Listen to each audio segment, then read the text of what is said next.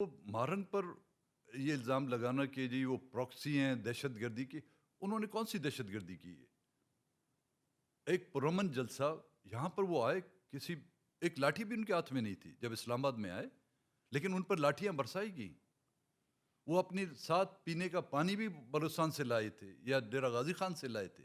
آپ لوگوں نے سرد راتوں میں ان پر پانی سے جو کینن سے جو ان پر اسپرے کیا، ان کو جیلوں میں ڈالا، تھانوں میں ان کو بند کیا۔ ہمارے بلوچستان کی روایت ہے کہ دشمن کی خواتین بھی ہمارے سامنے آ جائے تو ایز اے روایت ان کو عزت دینے کے لیے اس کے سر پر ہم دوپٹہ ڈال دیں۔ ان کے دوپٹے یہاں پر اتارے گئے، ان کے کھینچے گئے، کوئٹے کے سڑکوں پر ان کو گھسیٹا گیا۔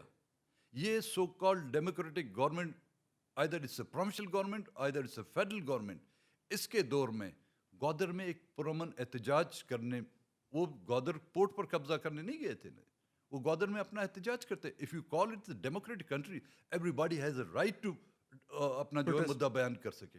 آپ نے ان پر قدغن لگا دی، ایک دن کے احتجاج کو آپ نے جو ہے 18 دن میں کنورٹ کر لیا۔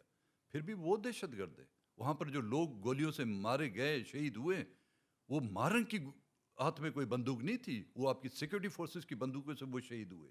وہاں پہ جو زخمی ہوئے جن کے سروں پر لاٹھیاں لگی ہیں، وہ پولیٹیکل ورکر یا وہ بلوچ نوجوان نہیں تھے، بلکہ آپ کے پروونشل گورنمنٹ کی پولیس اور لیویز کے ہاتھوں وہ زخمی کر دیے گئے۔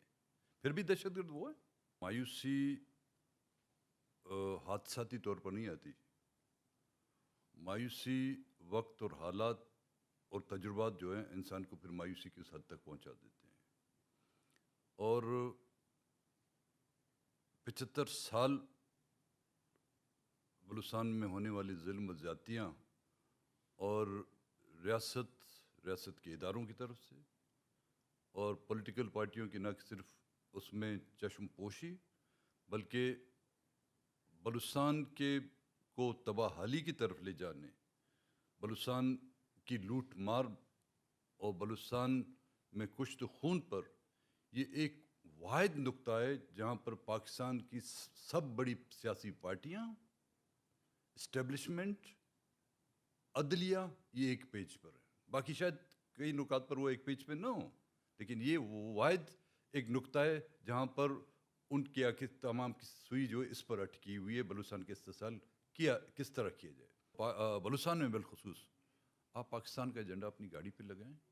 میں نے اسمبلی میں یہ کہا تھا، آپ پاکستان کا ایجنڈا اپنی گاڑی میں لگائیں، آپ جتنی لاشیں گاڑی میں رکھیں، جتنی منشیات اپنی گاڑی میں رکھیں، کسی کو اغوا کر کے لے جائیں، آپ کو کوئی پوچھے گا نہیں۔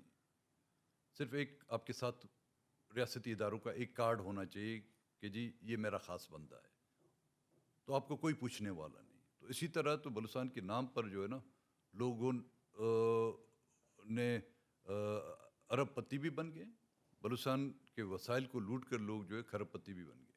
بلوچستان کو میں کہہ رہا ہوں کہ بلوچستان کو اس ملک کا ایک حصہ سمجھا جاتا تو آج یہ نوبت نہیں آتی۔ بلوچستان کو ایک یونٹ سمجھا جاتا تو یہ نوبت نہیں آتی۔ بلوچستان کے لوگوں کو انسان سمجھا جاتا، یہ نہیں کہ پاکستانی شہری، ایک انسان سمجھا جاتا تو آج یہ نوبت نہیں آتی۔ ان تمام چیزوں کو نگلیکٹ کرتے ہوئے آج بلوچستان کے مسئلے کا حل نہ میرے پاس ہے نہ کسی اور کے پاس ہے۔